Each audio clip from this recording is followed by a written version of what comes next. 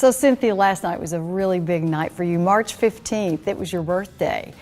What was it like when you started? I was turning 50, and all my friends are saying, well, what do you want to do? We have to do something really big. Do we want to go to Paris? Do we want to go to Italy? And nothing sounded very interesting to me. And I had gone to this rural African women conference and was just so, years ago, prior to that, and had been so inspired, and I promised them that I would do something. And my girlfriend, her son, for his bar mitzvah, raised money. Instead of getting gifts, he asked people to donate money. So I thought, that's what I'll do for my birthday. So I kind of linked the two together. It was my first opportunity to really help these women. So I charged everybody $100, sent out invitations. It packed the restaurant. It was over 100 people. And we raised $80,000 that night. And we were able to help fund the first 2 schools. Of now it's over 56 schools. In terms of fundraising, how much money do you think you made last night? Do you know? I do. I mean, in total donations, we did about $872,000. Can you tell me a little bit about the results? You had a slide up last night. Tell us about what was on that slide. So every day we're able to educate over 6,000 children.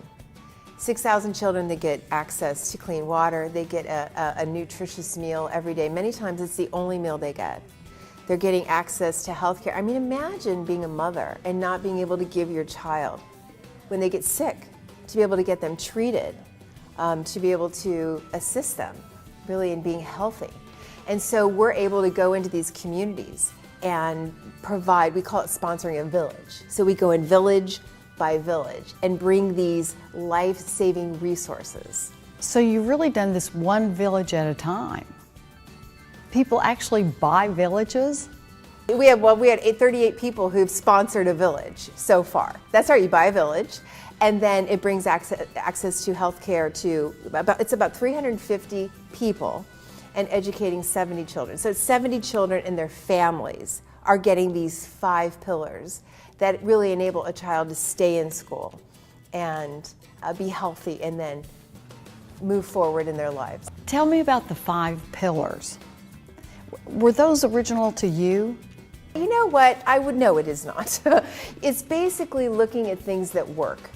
Because when you're working in an area where we're working in the area where it's really one of the most impoverished nations in the world. So if you go in there and you build a school and you don't provide access to clean water, the girls are fetching water all day long and the children are sick because the water they're fetching has, it's very unhealthy.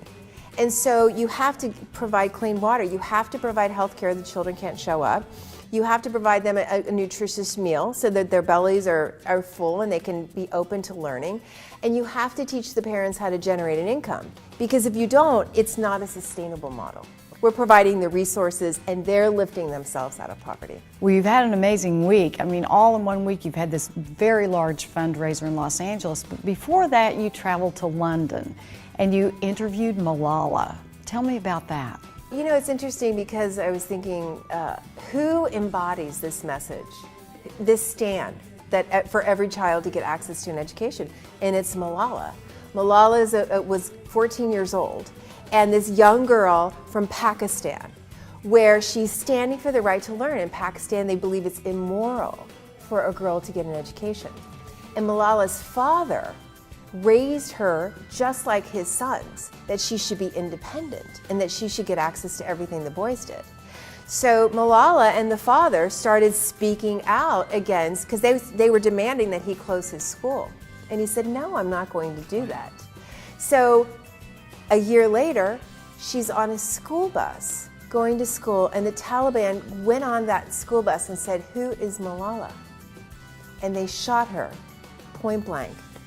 She was in the hospital and she survived, and because of that, her voice is even stronger.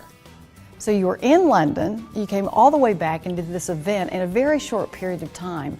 When was the last time you did something just for you? Well, I'm married to an amazing, I'm feeling very emotional this morning, but I'm very happy. And part of that is, I've found the man that I am waited for my whole life.